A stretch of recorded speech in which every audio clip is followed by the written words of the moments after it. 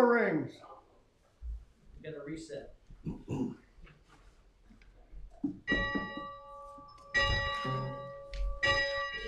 Perfect.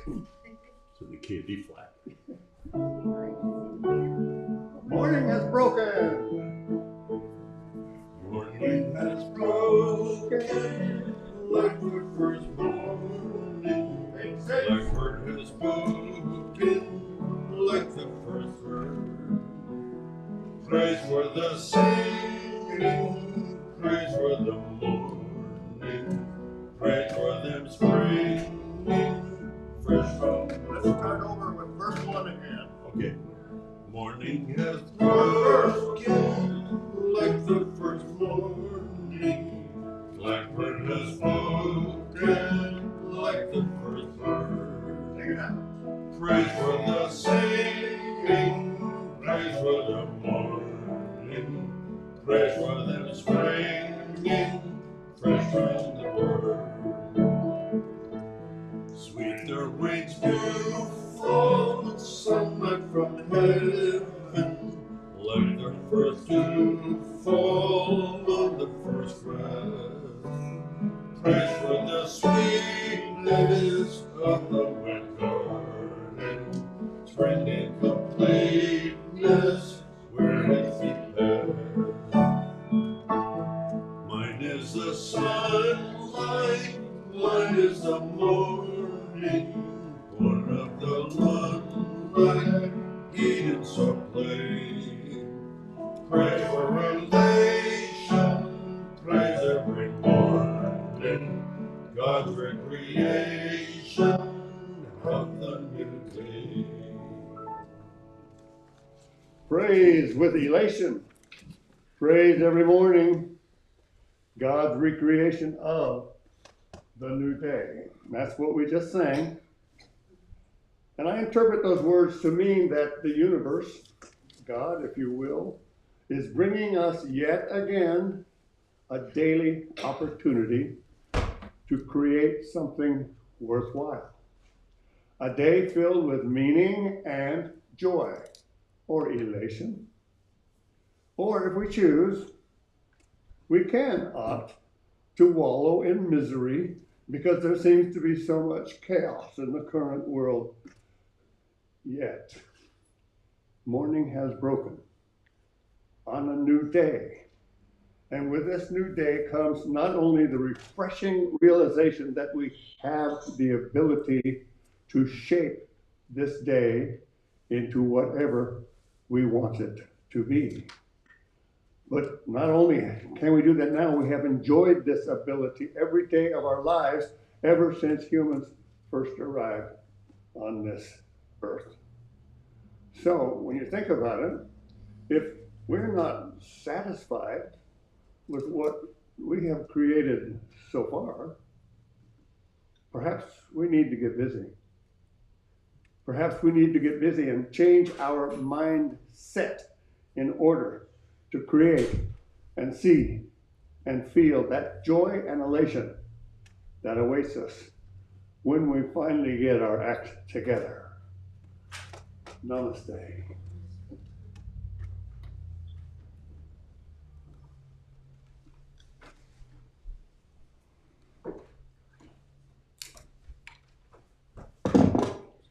Good morning. I'm going to share a quote from David Attenborough. He was the English broadcaster and natural historian. I know you all would know his voice. He was one writing and presenting on the BBC, Our Planet, Planet Earth, all of those. Anyway, I'm going to quote something from him. If you collect 100 black ants and 100 red ants and put them in a glass jar, nothing will happen. But if you take that jar and shake it violently and leave it on the table, the ants will start killing each other. Red believes that black are the enemy, while black believes the red is enemy, when the real enemy is the person who shook the jar. The same is true in society. Before we fight each other, we must ask ourselves, who shook the jar. End of quote. After reading this, my first thought was to blame the misinformation that is harming us politically, physically, and spiritually. Easy to assign blame, isn't it? My next thought was that perhaps we are each shaking the jar with our own thoughts and judgments. I know that I'm guilty of strong opinions, but if those strong opinions are shaking the jar, what good are they? As Patrick would say, this is something to ponder, especially now.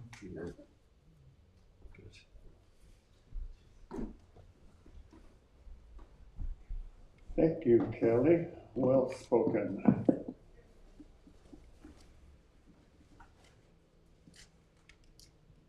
I think we're ready for some announcements. Does anyone here not receive the monthly newsletter that we send out on the first of every month? If you don't receive it, please raise your hand. 1, 2. Well, of course, you're brand new. I'm not even sure. Have I met you as well? I've been here a couple times, but not usually. Well, we're so glad you're here. You're not the only relative newcomer. Welcome, all people, old comers and newcomers. So we already had our monthly first Friday of the month Ring Out Danger, which was attended by Janet Light and Wayne Thush. We stood back there and we rang that bell for 5 solid minutes while honoring the people who didn't make it through the first major school shooting in this country back in Newton, Connecticut, I think it was. So every first Friday of every month, we and a number of other churches, mostly in the Petaluma area, ring our church bells. 5 solid minutes. That's a lot of rings in order to alert our communities that there is danger and we need to do something about it. We intend to continue doing that until there is meaningful gun legislation in this country. Sounds like we could be doing it a long time. Anyway, any of you who wish to participate, you're welcome to join us. We would alternate pulling it on the rope and ringing the bell, signaling danger. Okay, the Ladies Spiritual Book Study Group. Who is sort of involved in that regularly here? And it's on the 10th and the 24th this month. And it usually occurs, well, it used to occur here. Do we know where? Valley Village. It's going to be at Valley Village at what time? 10 a.m.? 10 o'clock. And Valley Village is the mobile home park. Is that right? On the other side of the freeway? No, it's the one. Oh, it's the one on the expressway and Country Club, I think. No. So 10 o'clock on the 10th and the 24th. Not quite here, but yes. Okay, well, I've screwed that one up. That's all right. No worries. Doing the best I can, folks. You're doing great.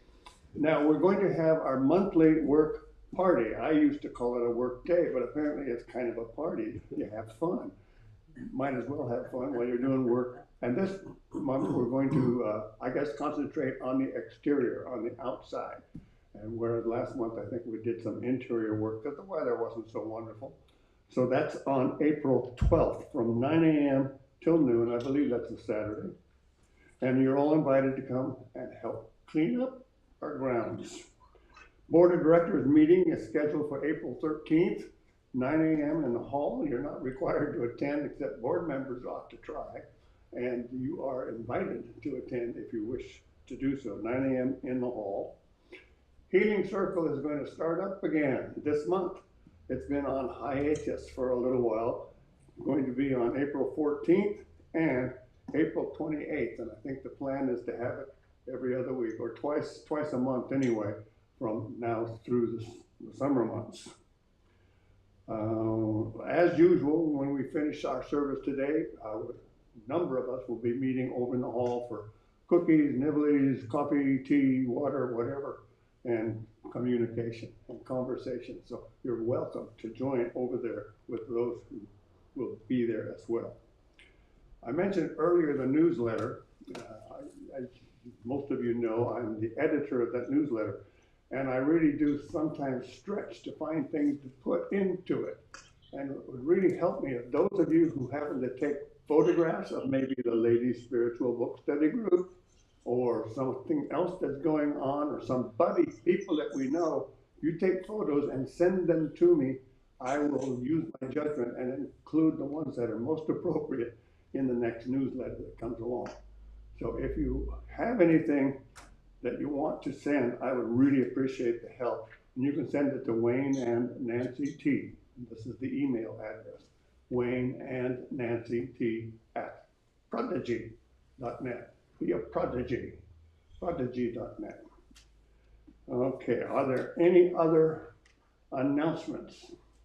We do have a food barrel in the hall that we like to fill up with non-perishable foods, and we take it to Noah, or we call them and say, come get the foods. So I haven't looked at it lately, but we always need more food for our hungry neighbors. And also, the flower calendar is on the bulletin board that's in the hall. So it's right across the way here, the flower calendar. If you can help by bringing flowers, sign up for a particular Sunday and then bring the flowers. It makes a difference. Anything else? Yes. Naming those who need prayers. I'm sorry, what? Naming those who need prayers. Yes, I'm just getting to that.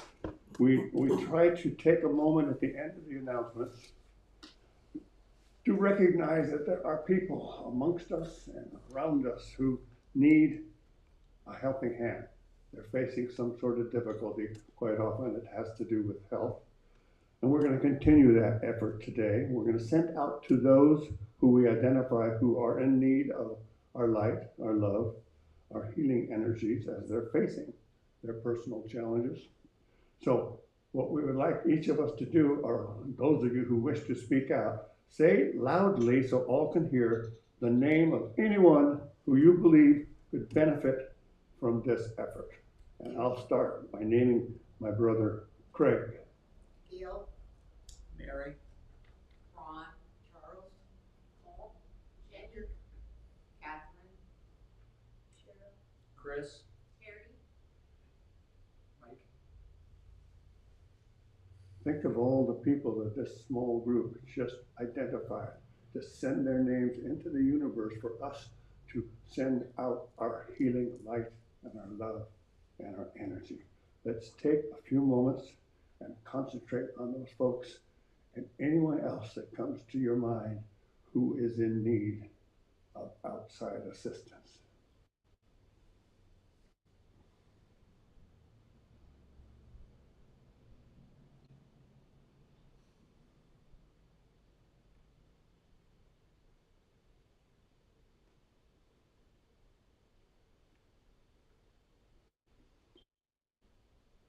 We trust and we know that our love, light, and energy is magnified when we act in unison. So we send them all out to all who we've named and to unnamed others who may be in equal need. And so it is. Even though that we send to others a significant portion of our love and joy and hope, we'll never lack for any of those attributes, as they are always waiting for us right here for us to plug into in this very room. Let's all stand up and sing In This Very Room, number 22 in the songbook.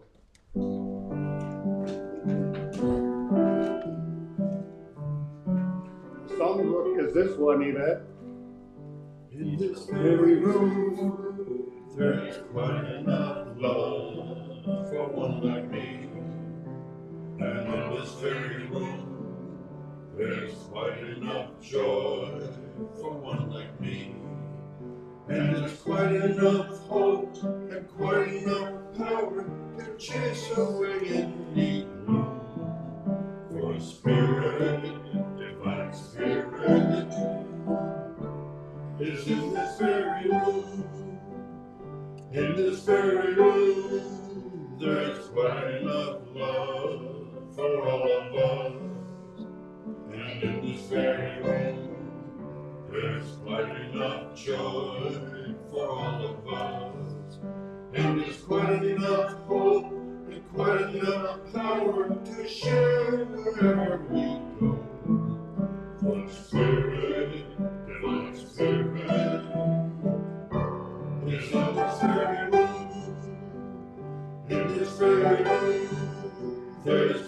enough love for all the world. And in this very room, there's quite enough joy for all the world. And there's quite enough hope and quite enough power to reach through all this earth. For Spirit, divine Spirit, is in this very room. Now is the time in our service when we take some time to greet each other in the traditional Church of the Oaks manner. And if you're comfortable with nod, nod. Comfortable with handshake, shake a hand. If you're comfortable with a hug, hug. But you don't have to do any of those if you're not comfortable doing them.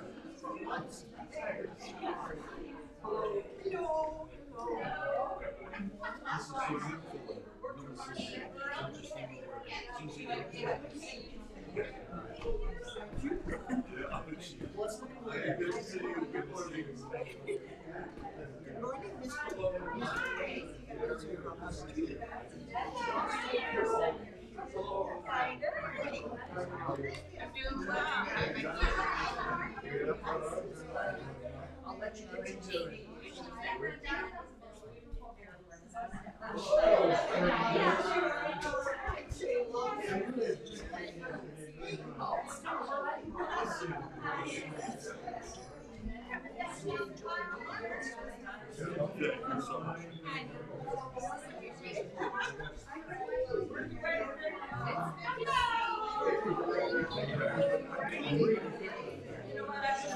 They always pick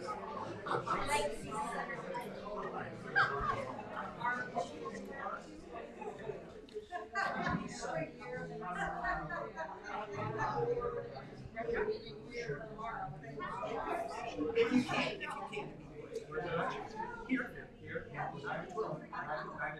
It's Jamie.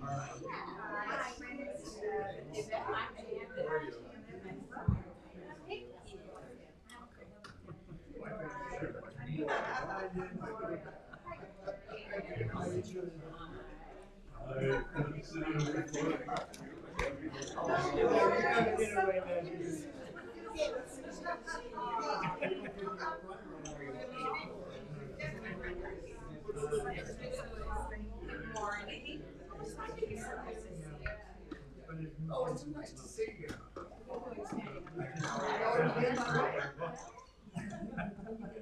And you can't sit down.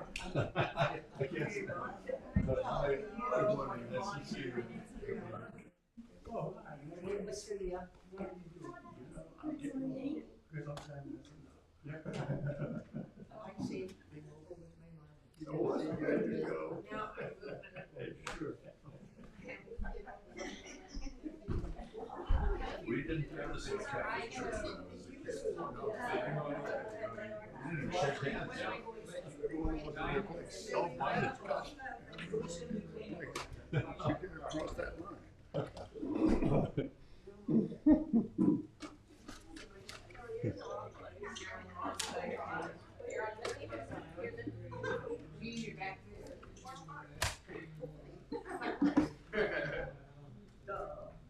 Sometimes it's harder.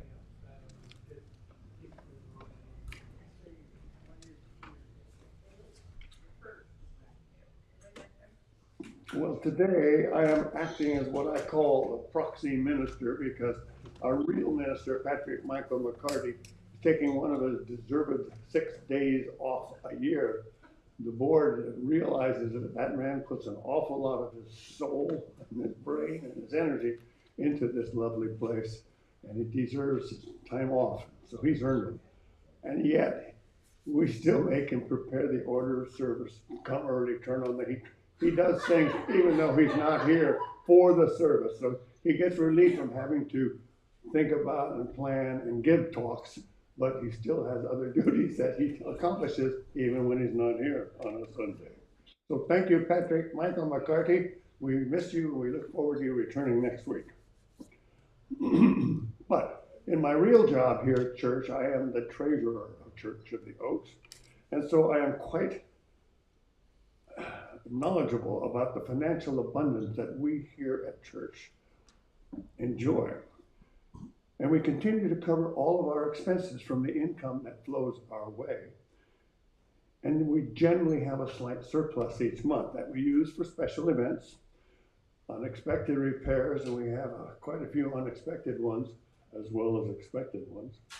And for our quarterly tithe to other nonprofit organizations in our larger community. And last year alone, we gave over $1,100 in our tithing to other organizations who do good for people who live in this area. And we're going to continue to do that. I believe we've budgeted $1,200 for this current year. We usually give a tithe every quarter.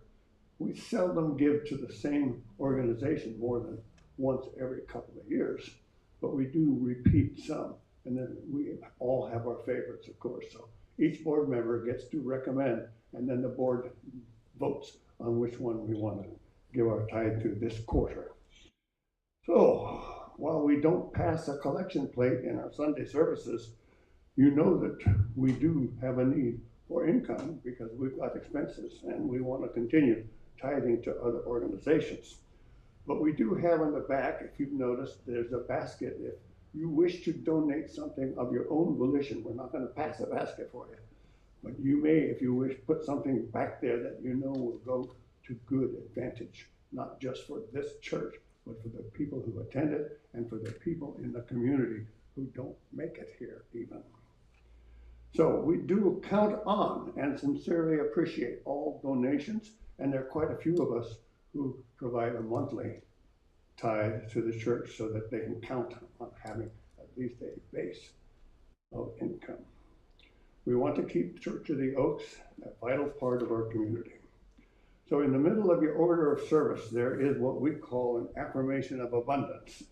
Let's pick it up, look at it, and let's read it together. It starts with the words, when we truly. Are you ready? When we truly begin to want more for others than we want for ourselves, we will begin to notice amazing changes in our own lives. Maestro.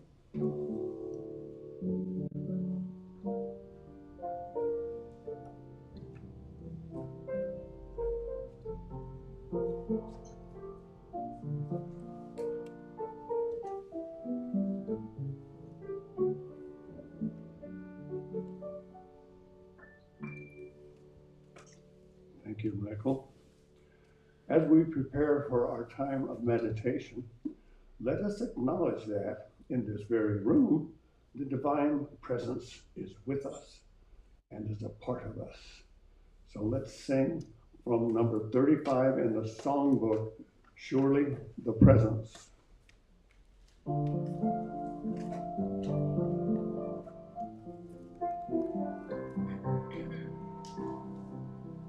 Surely the presence of joy is in this place. I can feel its mighty power and its grace. There's a holy hush around us. I see glory in each face. Surely the presence of joy is in this place. Surely the presence of peace is in this place. I can feel its lovely power and its grace. There's a holy truth within us that no error can replace. Surely the presence of peace is in its place. Surely the presence of love is in this place.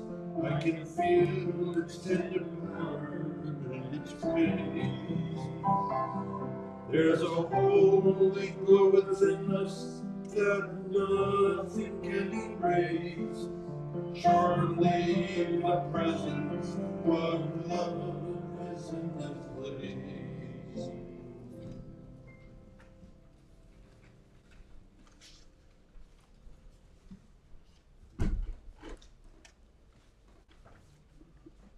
Good morning, everyone. Let's Start with some deep breaths.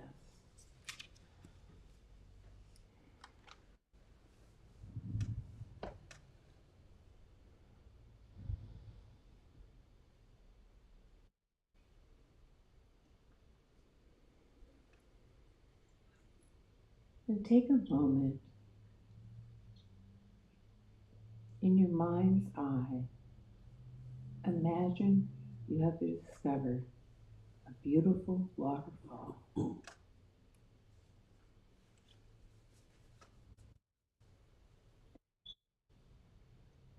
You feel drawn to it and begin to stand under it as it flows over your shoulders and back.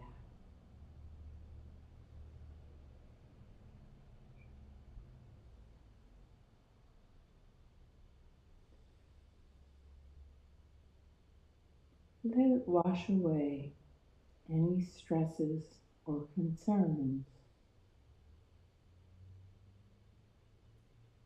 They are washed away.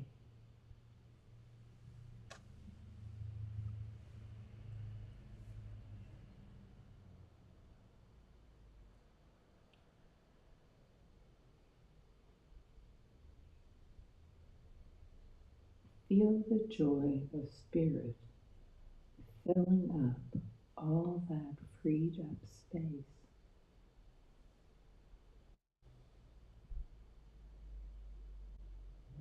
Streaming and flowing like a waterfall of light pouring into you.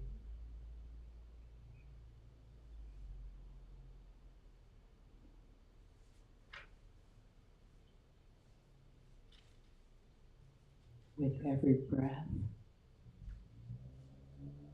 this inner light grows larger and brighter.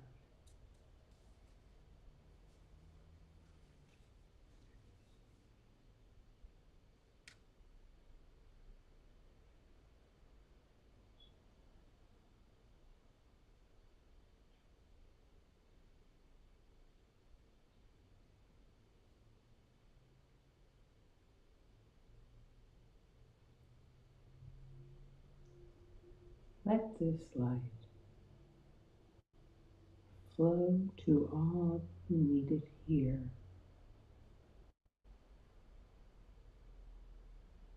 and in the world. Namaste.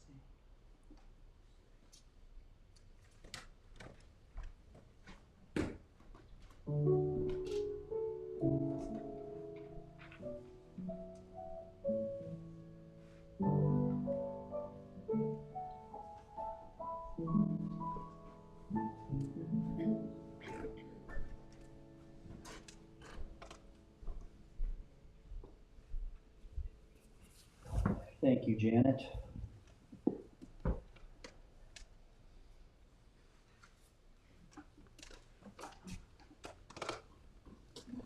I don't know about you, but I have noticed countless times, really every Sunday, that with no collaboration, each participant on that specific day somehow manages to connect with the theme of the day. And that was no exception last Sunday if you were here, and there is no exception to this Sunday. But just if you were here last Sunday, David did a reading, and he reminded us of the ever-evolving world and universe that we are a part of. And he said something as he closed, that everything will work out in the end. And we are obviously not there yet. Natalie followed, directing our attention to the Spirit's language of silence. And then Patrick spoke on peace. Now, looking back on the last 7 days, since last Sunday to now, that message of peace, I've really carried a lot this week.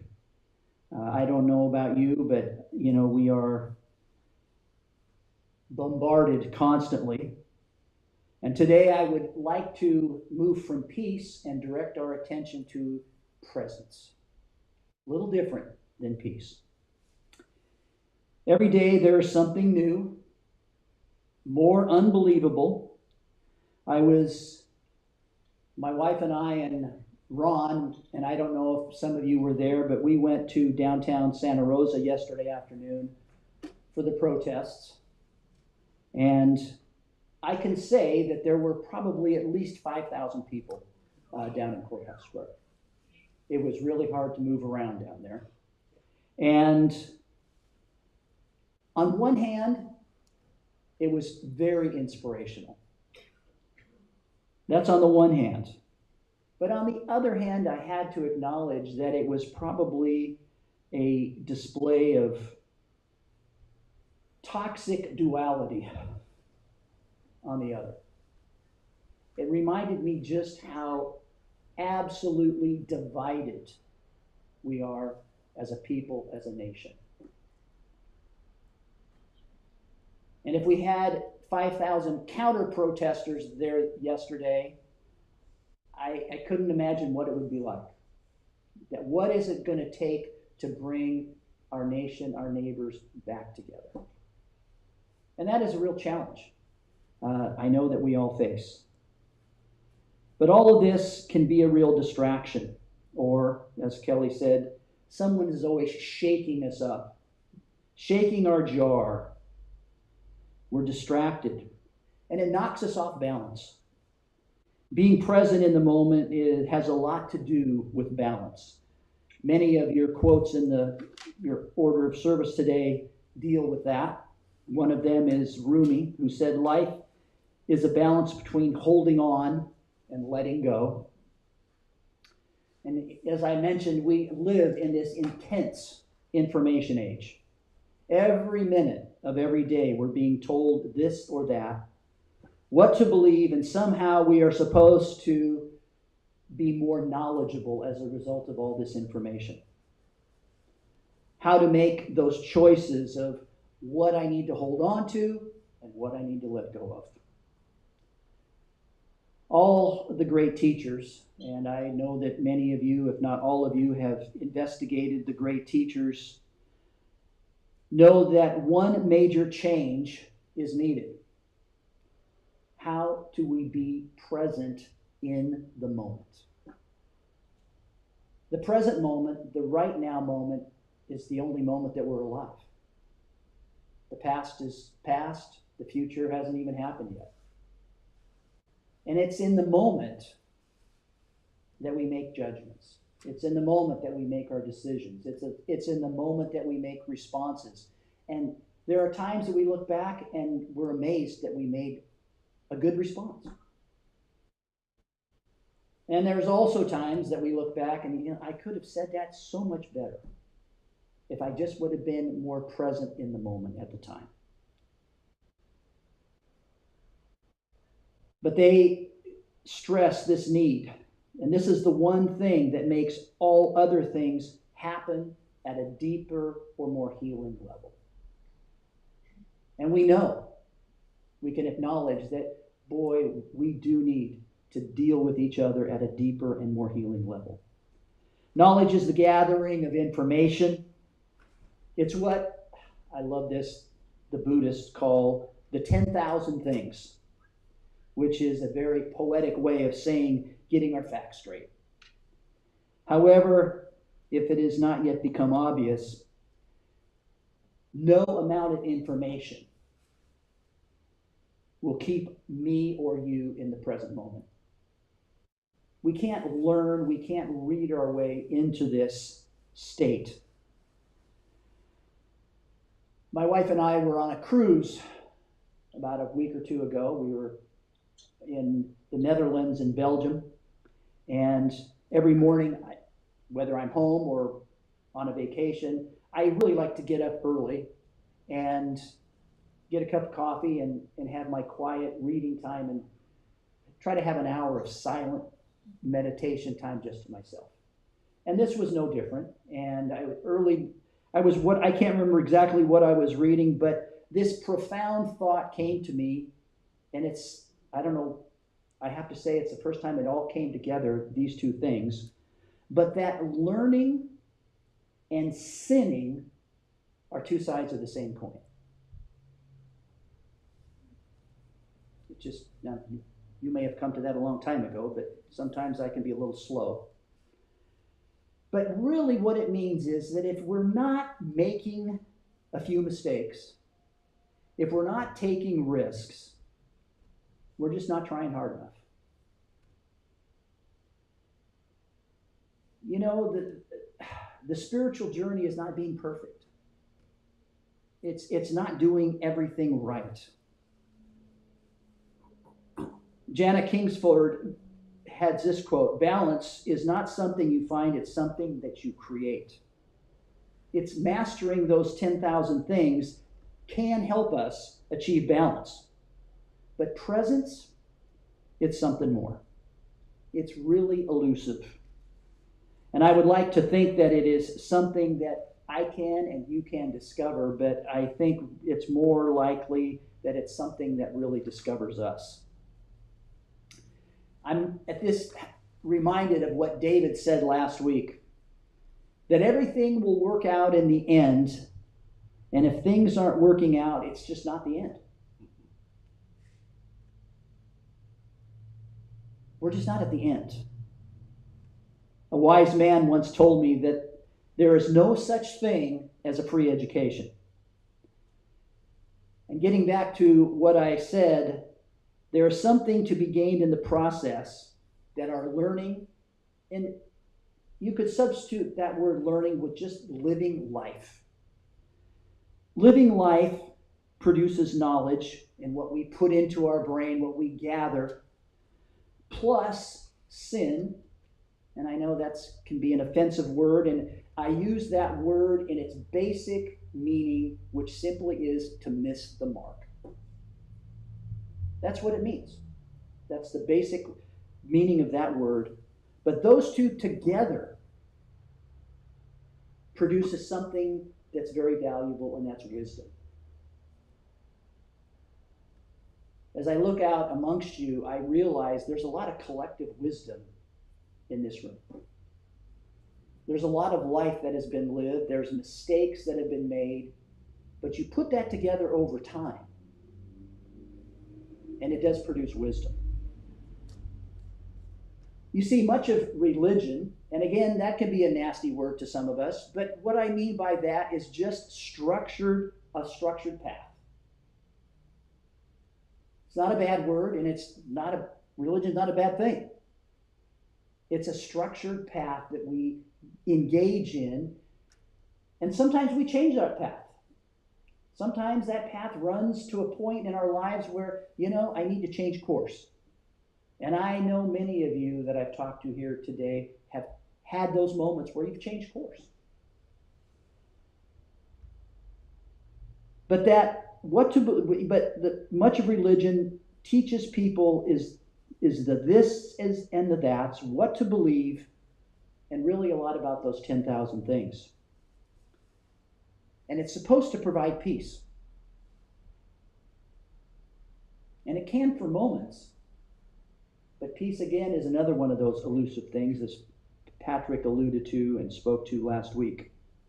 But wisdom is precisely a different way of seeing and knowing those 10,000 things. Wise people know how to be present. That doesn't mean that we're present all the time, but we know how to be present. And I do believe presence is the goal of all major religions. Presence is the one thing necessary. And in many ways, it's the hardest of all. Maybe one of the best known parables that Jesus taught about was the parable of the sower. He even said that if you don't understand this parable, how are you going to understand any of the other parables that I speak to you about? I've read and pondered this parable many times over the years with varying conclusions as to what I thought it meant.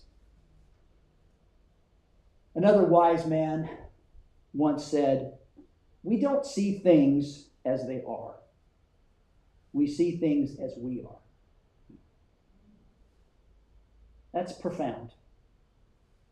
And it's true. We can be very subjective in how we approach things. And that has a lot to do with the life that we have lived, the life that we are living.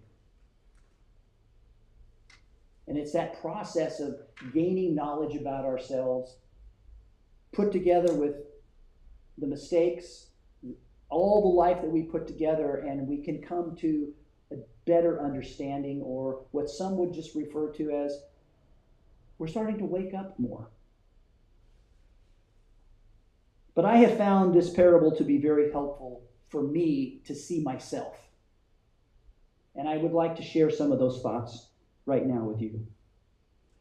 The main character of this parable, of course, is the sower who sows the seed. Jesus had to explain to his confused followers that this seed, even after he said it, those close to him still didn't understand what he was saying. So he has to explain it to them. And he says, look, the sower sows the seed. The seed is the word. Now, that can stymie all of us.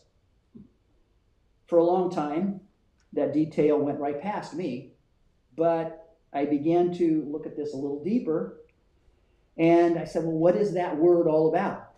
Is it the Old Testament? Jesus didn't have a King James Bible. It wasn't the Bible that we have today.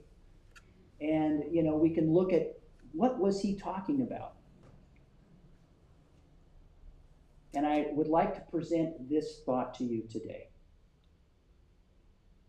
I believe that Natalie touched on this last Sunday, if you were here, and as she addressed the word being silence. Now, all the great teachers of all the great religions will agree on this, that the language of God, the language of spirit, is silence. That it's in our silent moments that true spirit speaks to us. And I know at times we've all experienced that. But if you take this in the context of the word being silence, and what the word is coming to us, and then there is the soil in this parable, and the soil speaks to our ability to listen to the word. That when I sit and I want to be present, what is the condition of my heart, soul, and mind to receive that unspoken word? There are four conditions of the soil, and I'll say these very quickly. The hard ground, packed pavement. There is the rocky ground. There is the so-so ground that grows a lot of thistles and weeds, and then there's the good soil. We all have hard ground. I have hard ground. That I've had to acknowledge in these quiet, still moments that God or Spirit has spoken to me, that there is pain that I carry. There is loss that I carry. There are regrets. Or I'm just areas of my life that are just still asleep because of poor circulation of the Spirit. There's that stony ground. Things that I hear from time to time that grabs my attention. And then I quickly dismiss. Jesus said that's the ground that, the seed falls and it springs up. And as soon as the sun hits it and focuses on the word that I just received, that it withers away and dies very quickly. And now I'm the first one to say that there are many things that I've had to hear probably hundreds of times before it finally sunk in deep enough that wait a minute. she's right. I'm speaking to my wife here. And, you know, I have to confess that, you know, that's happened many times. And then there's that third condition, the weeds. They have a significant impact, that we start to see things differently, but we are overcome with the 10,000 things, and we settle for the crust. And I don't think I have time to describe what the crust is, so I'm going to just say this, that without an inner life, our outer life becomes superficial and ego-centered and really counterproductive. Kind of maybe things that I observed yesterday at the rally, that despite all this good going on, there is something really toxic about the duality of opinions that we deal with.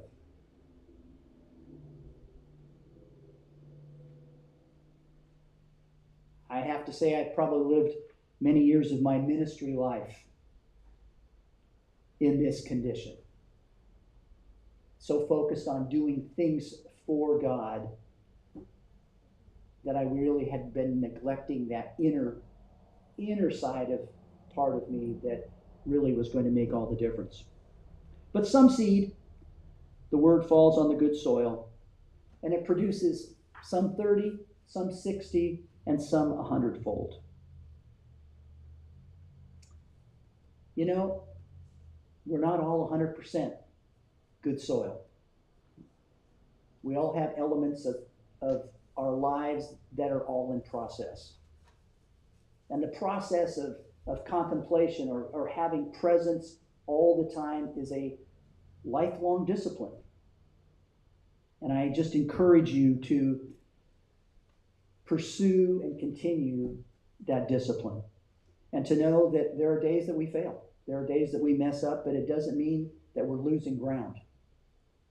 It's all of those processes work together and we're gaining ground. It takes a process that takes most of our life. Really, without exception, all of the wisdom traditions would insist that this wisdom is given and not taken, waited for and not demanded, having much more to do with a long-term willingness than a mere willfulness. A couple of quotes I'd like to leave you with. Yesterday is history. Tomorrow is a mystery. Today is a gift. And that's why they call it the present. But if you must today look back, do so forgivingly.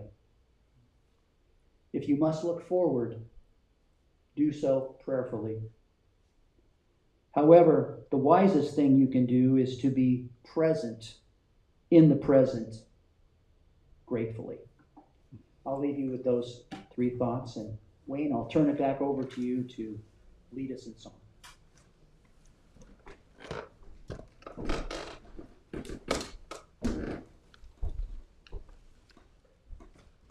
Thank you, Dick Meyer. When he talks, I do more than listen. I learn. Thank you very much. Very, very important information. As we leave this sanctuary and re-enter the everyday world out there, let's keep in mind that yes, there are challenges and we will face them, and some we need to overcome, but overcome them we will. And if we keep our eyes, minds, and hearts open to the beauties that are out there surrounding us, we'll not only overcome but thrive. Because if you look for it, you cannot help but notice that we do live in a wonderful world. So let's sing about that. What a wonderful world. Stand up, number 40 in the songbook, not this one. That's the songbook. And it's called What a Wonderful World. Number 40.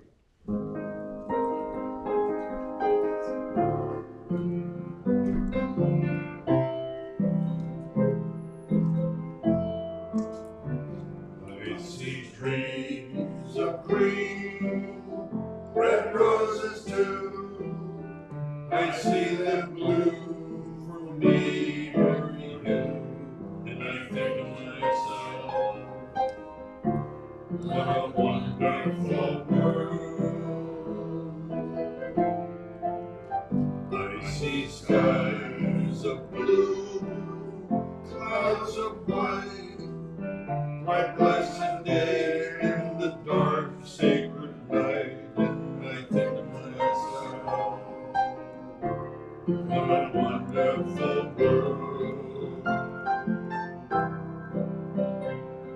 The colors of the rainbow, so pretty in the sky, are also on the faces of people going by. I see friends shaking hands, saying, how do you do?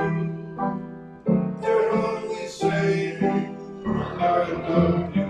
I hear babies crying, I watch them grow.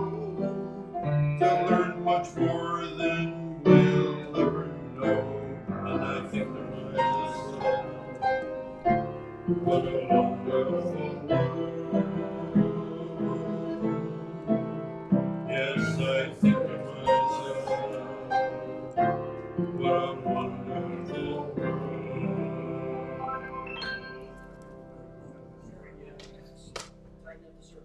Let's grab a hand, form a circle, and give it a grand old amen.